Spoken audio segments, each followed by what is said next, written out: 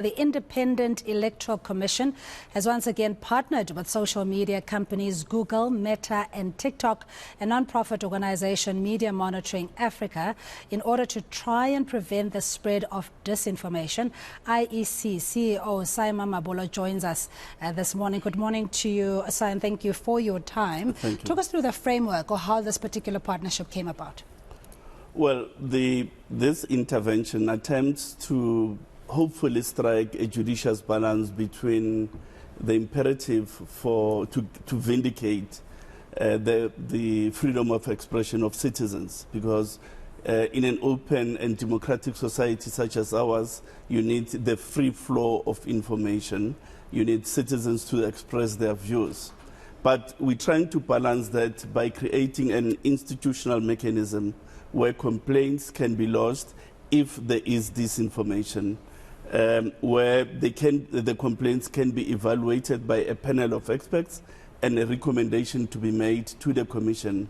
If it is found to be an affront really to the free flow of information and the freedom of expression, we will ask the platforms, Meta, Google and TikTok, to do a takedown or to have a banner saying this is disinformation, or to delist any posting that may be offensive. So as you can see, it's a very delicate balance we're trying to strike between the vindication of the right of people to freedom of expression on the one hand, and having an institutional mechanism that addresses the possibilities of disinformation. This we do with a solitary purpose, and that is to preserve the integrity of the electoral process. All right, but you're not necessarily targeting concerted groups, for example, where a propaganda is spread or fake news to deliberately deceive the electorate. What you're doing is, across the board, you'll be looking at any sign of disinformation. Certainly, we're looking at all guises, as it were, of disinformation, whether they are concerted, whether it's just an ordinary citizen acting on their own.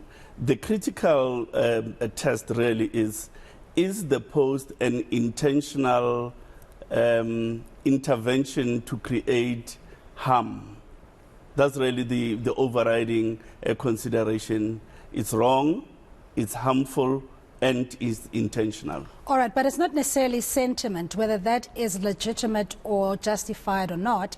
We earlier spoke with the SAFTU General Secretary, and she was saying that, you know, it's a failed state, and this is something that has been said across the spectrum, that South Africa is a dysfunctional state and whatever. Whether that is true or not, you're not looking at a reputational sentiment, for example, that says the IEC cannot be trusted.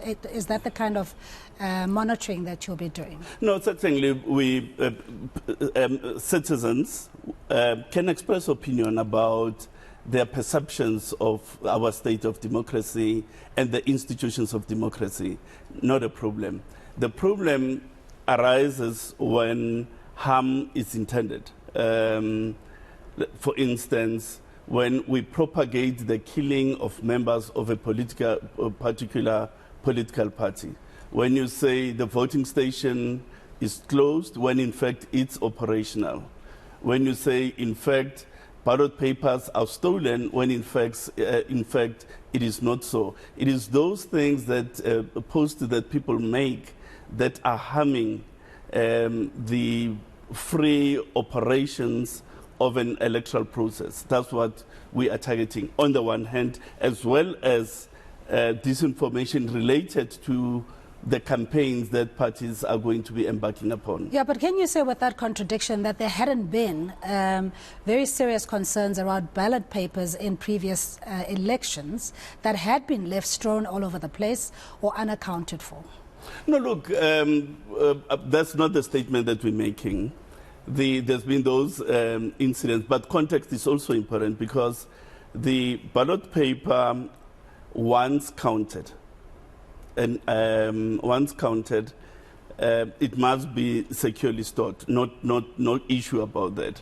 But what is more important at that stage is the result slip on which the the counts attributed to particular political parties are recorded. So what is much more important at that point is the result slip more than, as it were, the ballot paper. It does not, of course, take away the necessity for IEC officials to be diligent about the rollback processes as well as the storing of those used ballot papers, because we have to store them and do so with a modicum of diligence. Okay. Let's look at best international practices and how social media and these platforms have enabled, for example, the election fraud in the US and what had transpired there.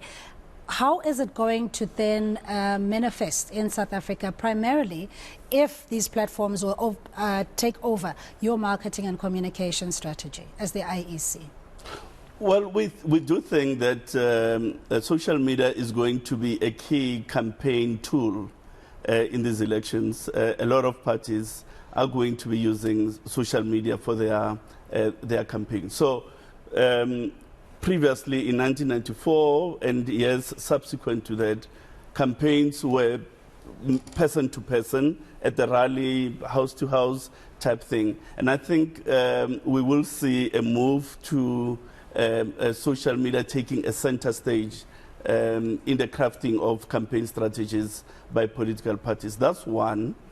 There'll be a lot of political advertisements, in other words, paid for collateral by political parties on social media platforms.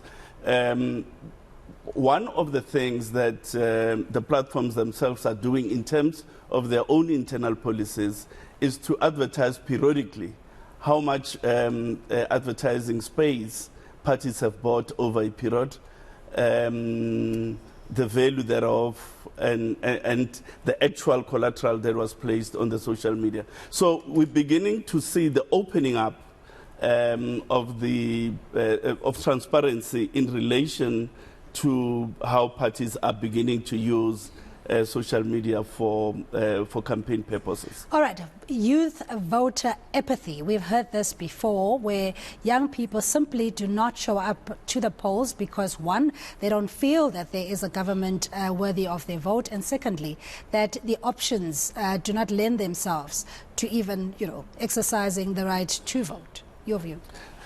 It's a perennial concern of the Commission that there's a segment of society that is somewhat alienated from the political process.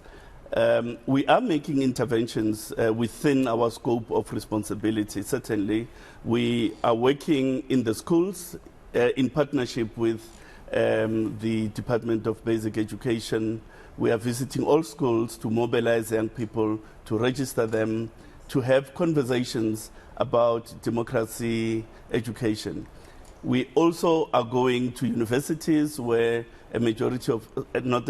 where a substantial number of young persons are found, and we are doing the same. We've launched a portal, a online registration portal, so that as a young person you don't have to go queue at a voting station on the 18th and 19th of November when we have the registration weekend. You can register at your leisure 24/7.